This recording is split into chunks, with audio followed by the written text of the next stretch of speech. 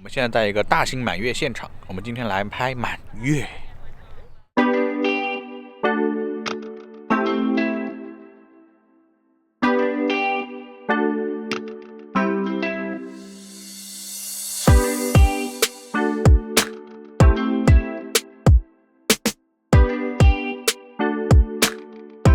Hello， 最近的生活呢，其实也还是围绕着咖啡和摄影。前段时间因为有满月，我这个人也有满月情节，于是呢，我们就去拍了一次满月。而且最近开始在研究照片打印的东西。照片打印这是一个很长的话题，以后会专门做视频跟大家讲，我在这一个漫长的过程中，我都学到了什么东西。那我们先去看看怎么拍月亮吧。Hello。今天天气很不错，万里无云，我们开心的来到了渔人码头的南边。今天我们来干嘛呢？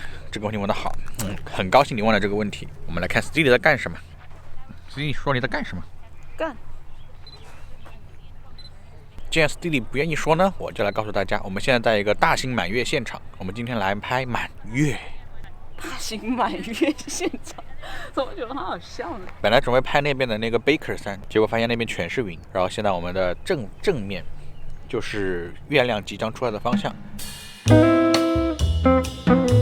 这也太好看了。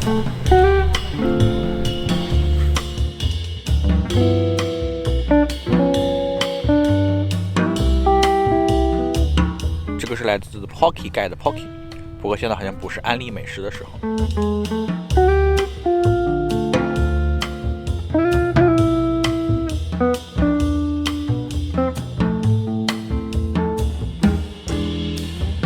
我已经拍完了。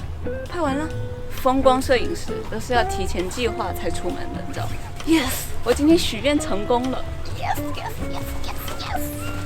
现在已经这样了，看一下前面的那些我在用高速连拍，因为今天是满月，我这个人对满月有一种情节，对我有满月情节。我想了好几个地方，然后我用了一个 app， 然后计算出来了，我只能开到这叫什么渔人码头，我才可能拍到他跟 Mount Baker 在一起的画面，满月从 Mount Baker 上面出来。然后到了这个地方以后呢，我觉得就是这个地方，虽然其他的摄影师跟我的位置不太一样，但是我觉得就是这里。然后我就开始等，然后今天有云，但是呢，刚好 Mount Baker 的山尖尖呢从云的上面露出了一点点，然后就等，果然。好，大家看照片吧。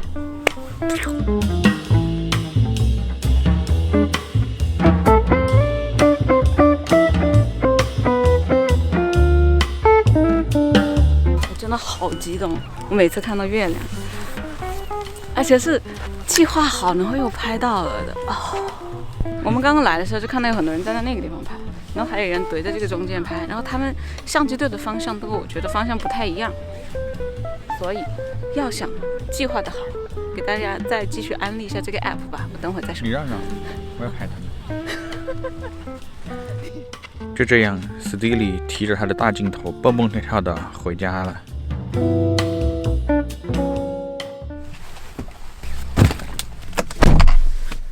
拍月亮结束，终于到了给大家安利 app 的时间。这个 app 呢叫 Planet Pro， 它的中文名好像叫巧摄。这个 app 是我从2017年开始就在用的东西，我觉得它非常好用。就是你去拍照踩点的时候，比如说我去拍银河的时候，我就要知道银河今天是从这个地方开始升起，它在几点的时候它是一个什么样的形状，这样就便于我去对应前景的位置。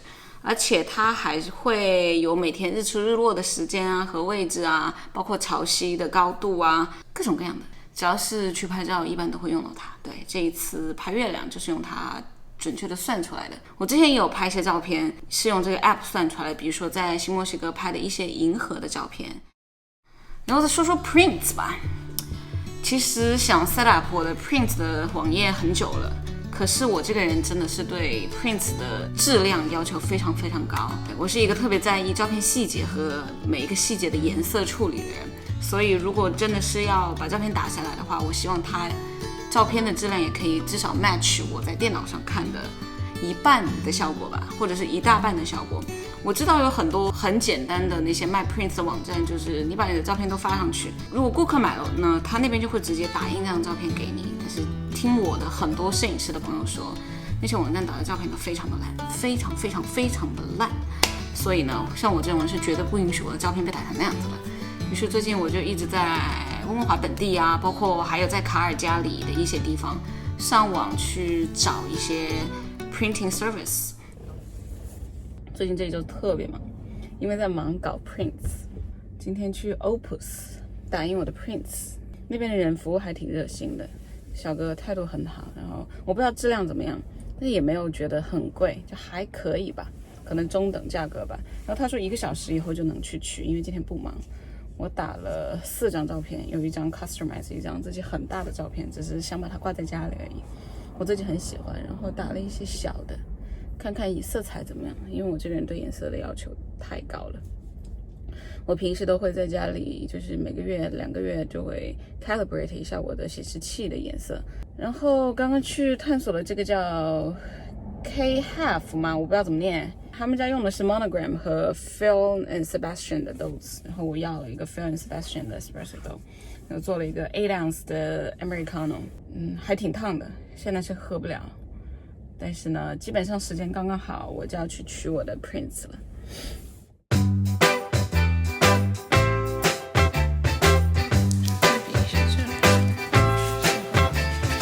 长话短说吧，关于打印这件事情，在这个里面真的有学到很多，成长很多一些很内心的东西。我想的是以后专门做一期视频给大家来介绍看看。但是呢，真的还是蛮感谢那些支持我的朋友，不管你是买了我 prints 的，还是给我加油的，还是说说最近我喝了什么咖啡吧。首先呢，我又去 Rockwave 买了他们家的90 Plus 庄园的巴拿马 Geisha， 它有3种不同的处理方式，我3种都买了。最贵的 Percy， 如果你喜欢重口味咖啡的话 ，Go for it。但是我自己个人不太喜欢这个咖啡，它的发酵味太重了。Julia 和 Licello 中间选呢，他们俩我会更喜欢水洗的 Licello。非常好喝。如果你只能买一支的话，如果你的口味跟我一样比较喜欢甜，然后很清爽、茶感、花香味比较多的咖啡的话，请选择 Licello。我读对了吗？然后和朋友一起喝了一些咖啡，又是一些 Finca Deborah， 还有什么 La Esperanza 这些庄园的一些 Geisha 之类的。好像感觉最近喝 Geisha 喝的有点太多了，喝不到太多太惊艳的感觉，是不是有点凡尔赛啊？不过 anyways， 给大家推荐一个 Lorena 的咖啡豆。Lorena 其实它是属于天然的低因咖啡的一个品种，它并不是经过了一些低 decaf 处理的豆子。最近喝到了一个叫 La Esperanza 庄园的一个 Lorena 咖啡豆，这个豆子非常好喝。这次也是之前我朋友在那个 Forward 买了一个叫 Forward 5的一个 package 里面，它其中就含了这一支。当时我一看到这个豆子，我就觉得，这可能就是我喝过的 Lorena。果然，然后喝了一口，我发现我之前喝过这个咖啡，在哪里呢？温哥华的朋友可以买到，在 Single V 咖啡店。那家店好像在 Burnaby， 之前我去他们店去买手冲的时候看到了这个咖啡豆，强烈推荐，非常好喝。如果没有喝过 Lorena 的朋友可以去试试看，或者是你想大晚上也喝咖啡的话，你可以试试看这个。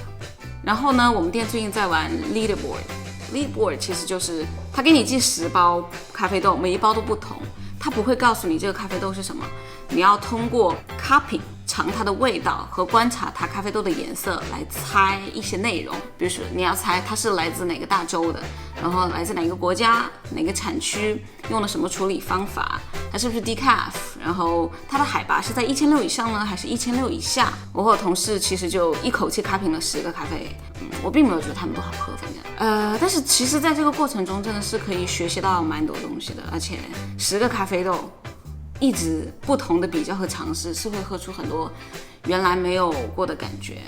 如果大家有兴趣呢，下一季可以去玩玩看哦，我会把他们的视频链接放在下面。不知道这一次我们店 Play as a Team 能够拿到什么名次呢？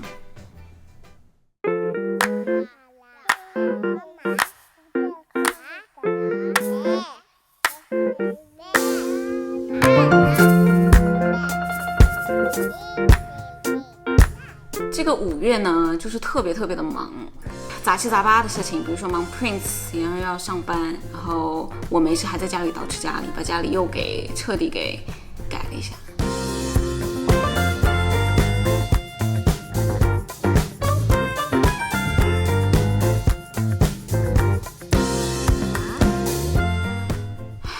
就是不能好好休息。所以呢，5月份建议大家好好休息。好了，那这一次的 update 就先到这里吧，我真的有点累了，最近好忙啊。但是还好有这么多朋友都一直在默默的为我加油，还是挺暖心的，谢谢大家哟。